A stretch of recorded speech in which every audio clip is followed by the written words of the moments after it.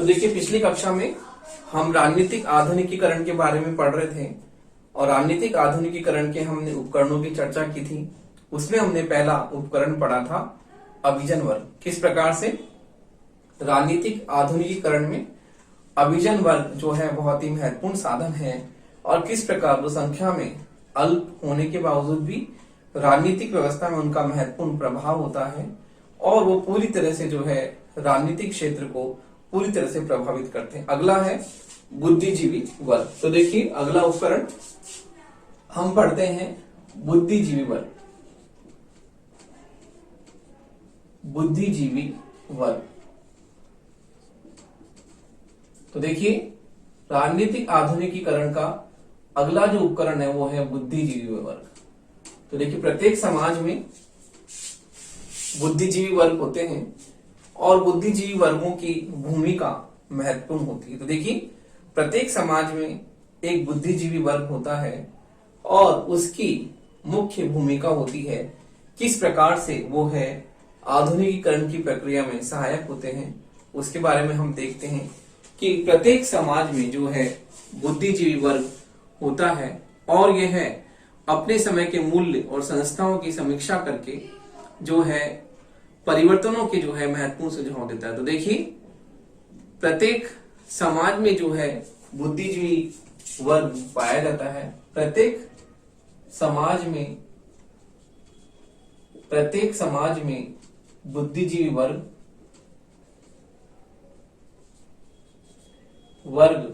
पाया जाता है और यह अपने समय के बुद्धिजीवी वर्ग पाया जाता है और यह अपने समय के मूल्यों एवं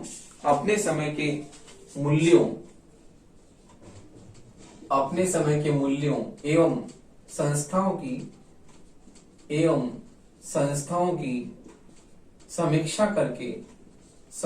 की समीक्षा करके उनमें महत्वपूर्ण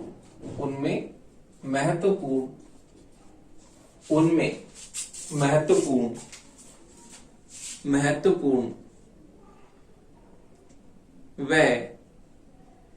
विवेकपूर्ण सुझाव देता है। महत्वपूर्ण व विवेकपूर्ण सुझाव देता है।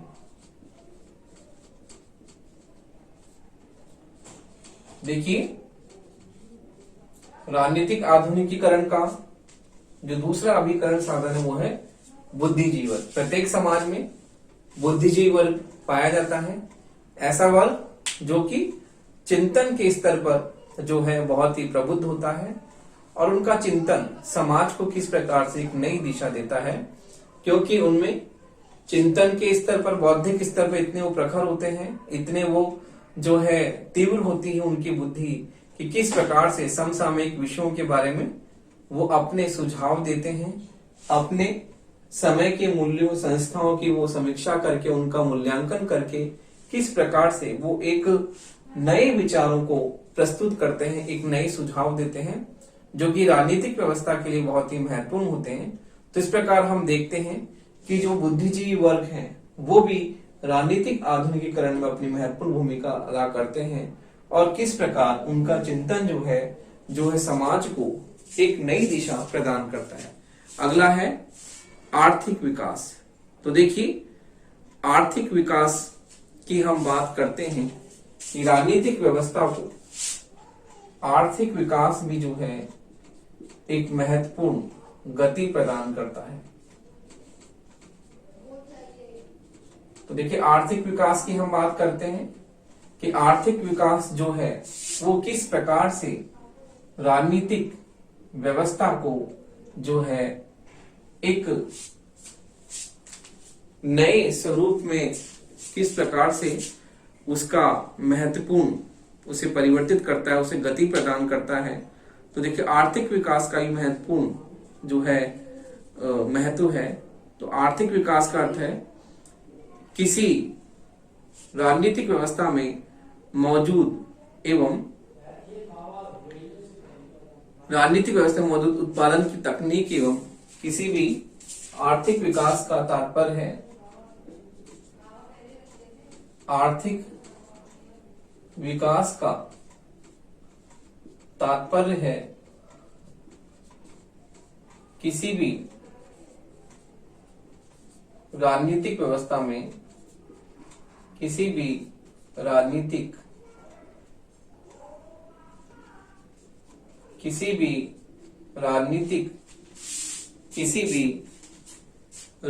व्यवस्था में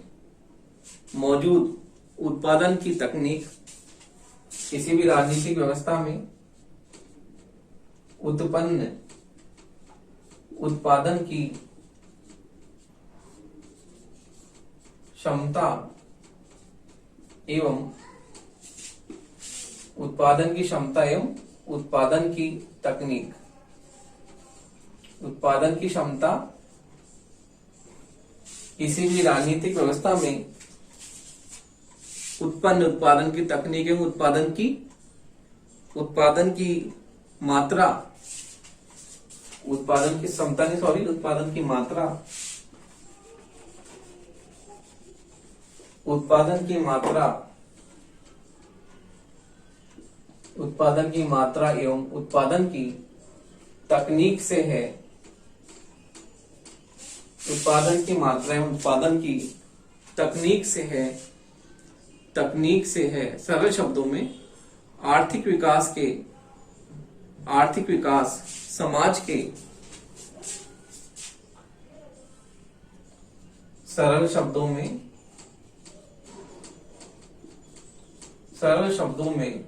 आर्थिक विकास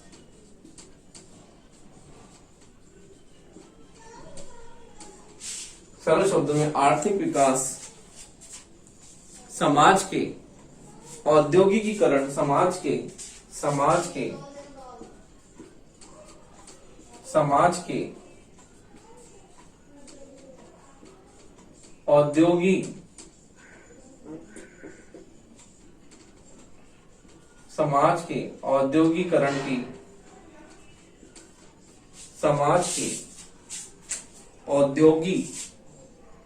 की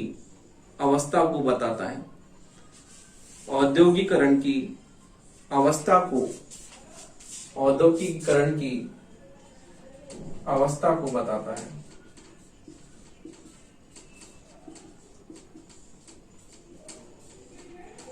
तो देखिए आर्थिक विकास समाज के औद्योगिकरण की अवस्था को बताता है। इस प्रकार से इसमें हम देखते हैं कि प्रति व्यक्ति आय, प्रति व्यक्ति कैलोरी की मात्रा तथा सामान्य व्यक्ति का जो जीवन है उसकी बात हम करते हैं कि सामान्य व्यक्ति का जीवन किस प्रकार से जो है चलता है, तो उसकी बात इसमें की जाती है कि सामान्य व्यक्ति का जो जीवन है किस प्रकार उसको ये प्रभावित करता है। सामान्य व्यक्ति के जीवन स्तर को इसमें शामिल किया जाता है। तो हम देखते हैं कि आधुनिकीकरण में प्रति व्यक्ति आय, प्रति व्यक्ति कैलोरी जो है राज्य द्वारा जो दी जाती है उसकी बात हम करते हैं कि इसमें किस प्रकार से आर्थिक व्यवस्था उत्पादन की मात्रा में उत्पादन की तकनीक से इसका मतलब है। लेकिन आर्थिक विकास समाज के औद्योगिकरण की अवस्था को बताता है कि इसमें देखते हैं आर्थिक व्यवस्था में प्रति व्यक्ति आय, प्रति व्यक्ति कैलोरी, इन सब की बात करते हैं कि समाज में किस प्रकार से जो है व्यक्ति के आर्थिक अवस्था में क्या सुधार किया जा रहा है उसकी बात हम करते हैं कि प्रति व्यक्ति आय क्या है, कैलोरी क्या दी जाती है, प्रति व्यक्ति कैलोरी की बात हम करते हैं। तो इस प्रकार राज्य द्वारा व्यक्ति के आर्थिक जीवन स्तर को किस प्रकार से सुधारने का प्रयत्न किया जा रहा है उसकी बात हम करते हैं। आर्थिक विकास भी जो है वो राजनीतिक व्यवस्था का विभिन्न एक महत्वपूर्ण जो है एक उपकरण है। अगला हम देखते हैं कि राजनीतिक विचारधारा। तो देखिए राजनीतिक विचारधारा भी इसका महत्वपूर्ण एक उपकरण है। राजनीतिक विचारधारा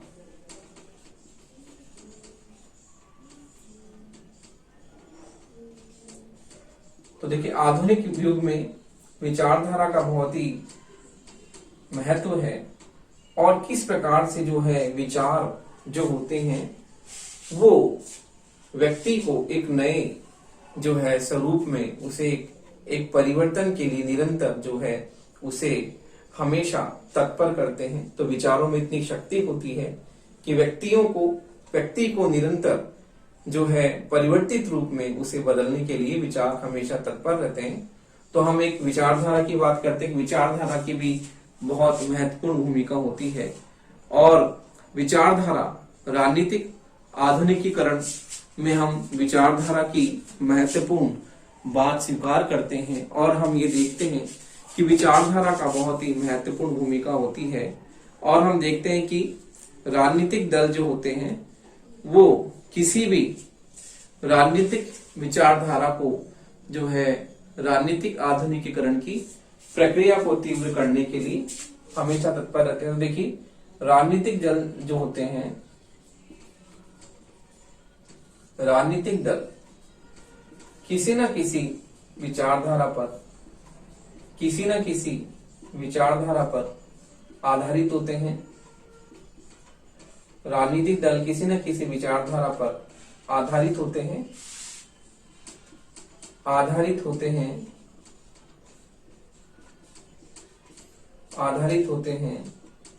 और निरंतर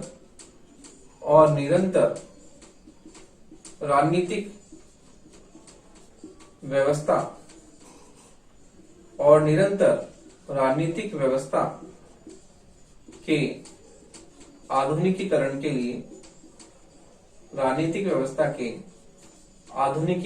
लिए तत्पर रहते हैं। तो देखिए वर्तमान में आधुनिक युग जो है विचारधारा का युग है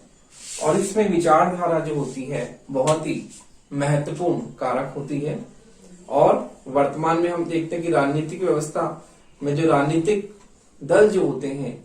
वो किसी न किसी विचारधारा पर आधारित होते हैं। जैसे कि हम देखें इंडिया में बीजेपी है, कांग्रेस है, अन्य जो और भी बसपा, सपा, अन्य मैं आपको उदाहरण दे रहा हूं कि ये दल जो हैं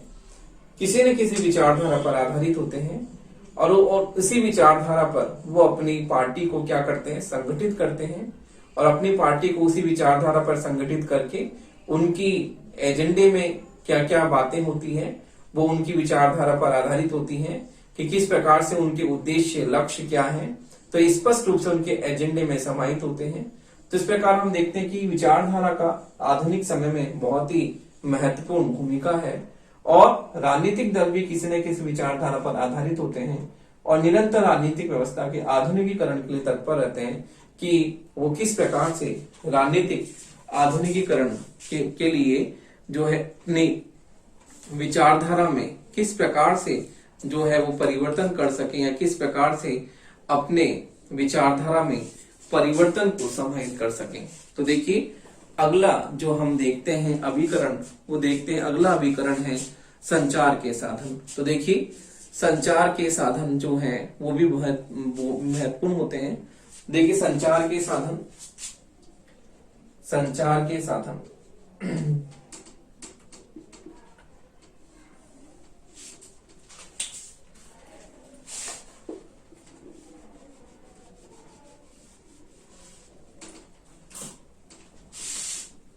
तो देखिए संचार के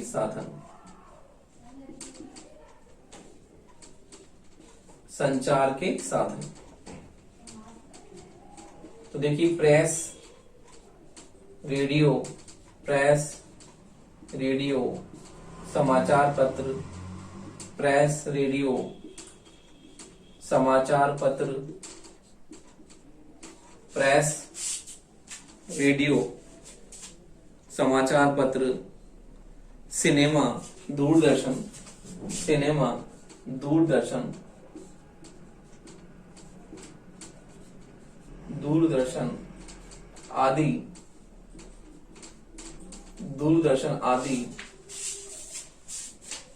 आदि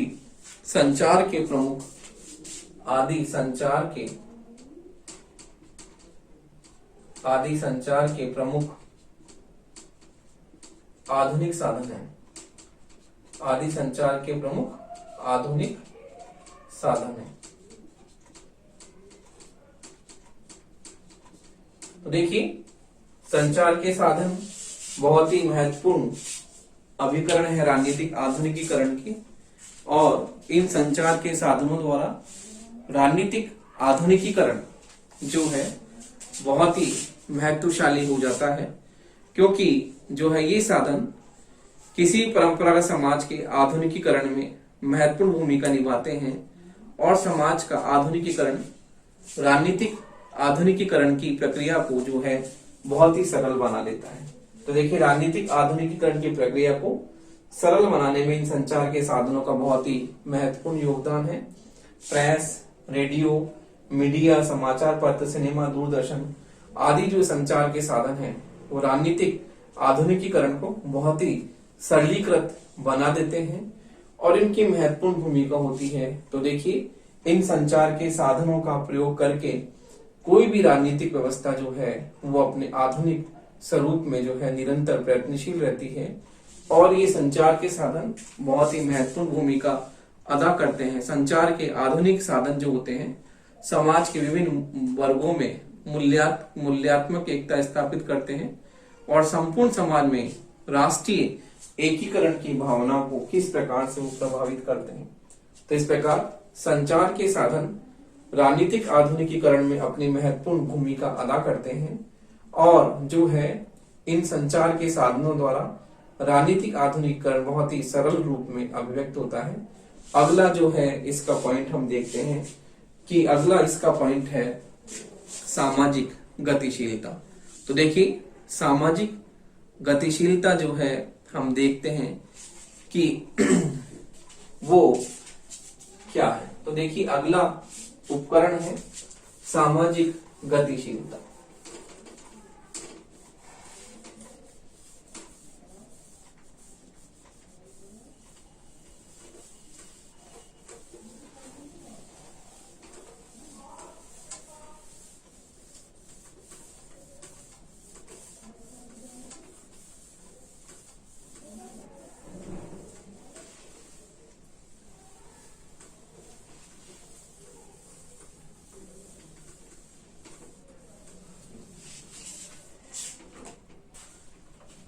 देखिए, अब अगला उपकरण है सामाजिक गतिशीलता।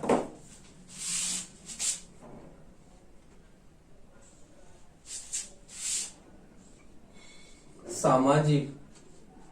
गतिशीलता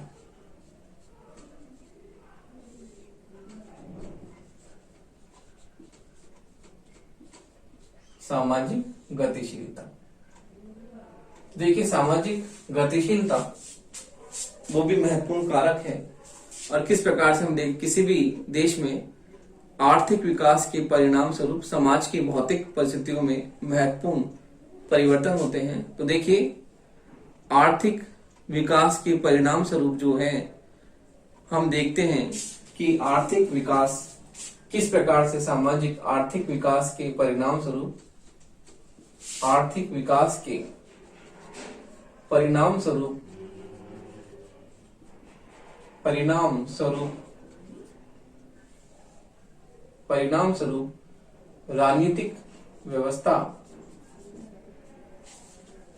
राजनीतिक व्यवस्था में परंपरागत मूल्यों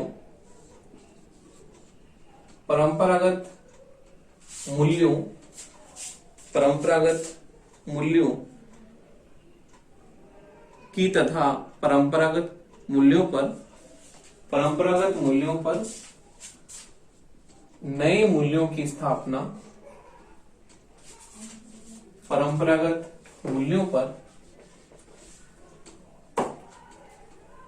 पर नए मूल्यों की स्थापना, नए मूल्यों की स्थापना तथा परंपरागत समूहों पर व्यावसायिक व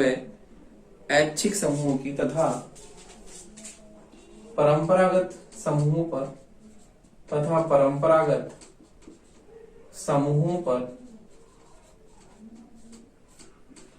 ऐच्छिक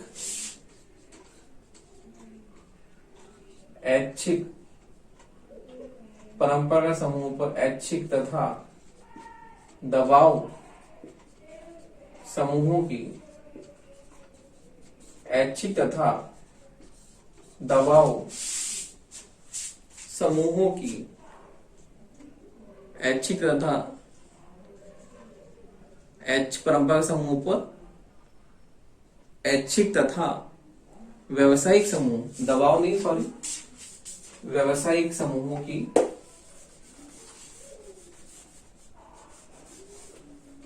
ऐच्छिक तथा व्यवसायिक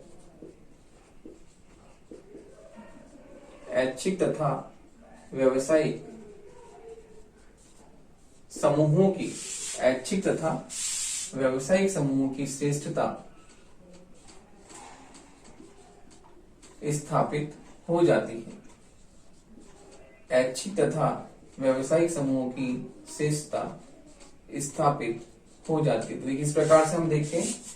आर्थिक विकास के परिणाम स्वरूप किस प्रकार जो है समाज में गतिशीलता उत्पन्न होती है और समाज में गतिशीलता जो होती है वो किस प्रकार से महत्वपूर्ण कारकों को जन्म देती है। हम देखते हैं कि किस प्रकार जो है समाज में ग्रामीण जीवन पर शहरी जीवन और शहरी जीवन के साथ साथ ही हम देखते हैं कि परंपरागत समूहों पर ऐच्छिक नए समूहों की जो है किस प्रकार से श्रेष्ठता स्थापित होती है। तो इस प्रकार हम देखते हैं कि इसमें आर्थिक विकास जो है वो भी महत्वपूर्ण रूप से जो है सामाजिक गतिशीलता को प्रभावित करता है। अगला है सरकार की शक्तियां। तो देखिए हम विकासशील देशों में सरकार की शक्तियों की बात करते हैं कि सरकार की जो शक्तियां होती हैं वो भी जो होती हैं किस प्रकार से राजनीतिक आधुनिकीकरण को प्रभावित करती हैं। तो देखिए सरकार की शक्तियों की हम बात करते हैं कि विकासशील देशों में राजनीतिक आधुनिकीकरण के लिए, तो देखिए विकासशील देशों में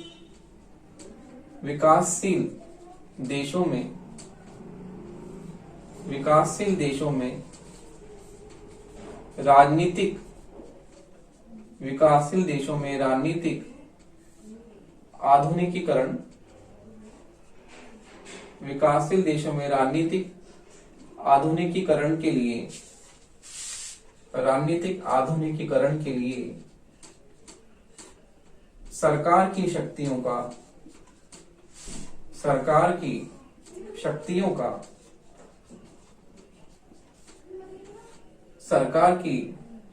का प्रयोग किया जाता है। सरकार की शक्तियों का प्रयोग किया जाता है। तो देखिए हम देखते हैं कि जो सरकार की शक्तियां जो होती हैं वो भी विकासशील देशों में राजनीतिक आधुनिकीकरण का महत्वपूर्ण अभिकरण है और वो किस प्रकार से राजनीतिक व्यवस्था को जो है आधुनिकीकृत स्वरूप में जो है उसके परिवर्तन के लिए प्रयत्नशील रहती हैं। तो देखिए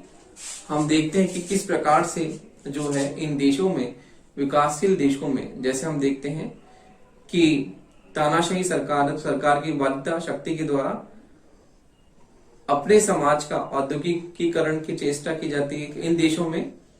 हम देखते हैं सामाजिक कुरीतियों के अंत तथा शिक्षा के प्रसार के लिए जो है दंडात्मक साधन का प्रयोग किया जाता है। तो देखिए विकासशील देशों में हम देखते हैं कि राजनीतिक आधुनिकीकरण के लिए, जैसे शिक्षा के प्रसार के लिए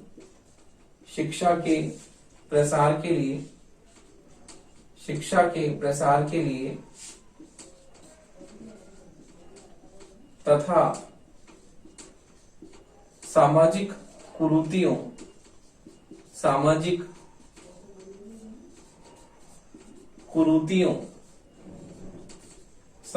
कुरीतियों को रोकने के लिए, सामाजिक कुरीतियों को रोकने के लिए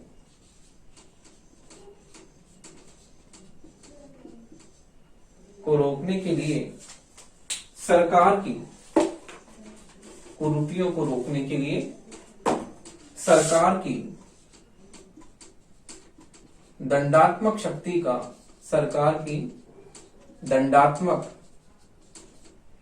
का प्रयोग किया जाता है। सरकार की दंडात्मक शक्ति का प्रयोग किया जाता है।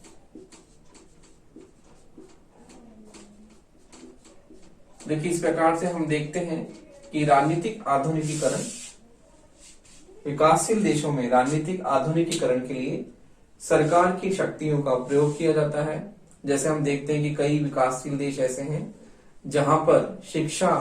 का प्रसार नहीं होता